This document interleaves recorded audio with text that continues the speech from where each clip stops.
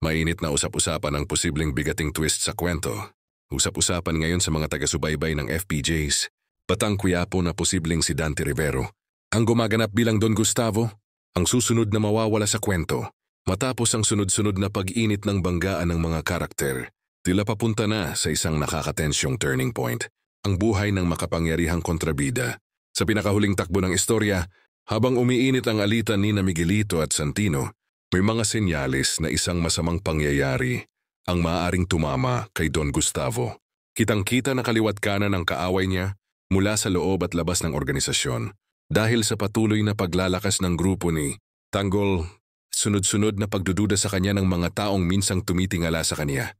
Ngunit dahil sa tila pag-ikot ng karakter, ito mula kasamaan at unti-unting pagbabago, ay tila mas naalarma ang mga manunood na mawawala na ito ng tuluyan sa kwento. Marami tuloy ang naghihinala na ang karakter ni Dante Rivero ay papunta na sa critical arc na pwedeng magbukas ng panibagong yugto ng kwento.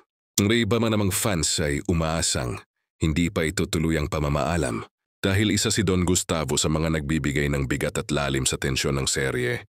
Isang bagay ang malinaw, mas tumitindi ang takbo ng kwento. Bawat eksena ay maaaring magdala ng malaking pagbabago sa buhay ng bawat karakter. Wala pang opisyal na pahayag mula sa ABS-CBN o sa production team, ngunit dahil sa mga eksena at direksyong tinatahak ng kwento, hindi na nakapagtataka kung bakit todo bantay ang mga manonood sa magiging kapalaran ni Don Gustavo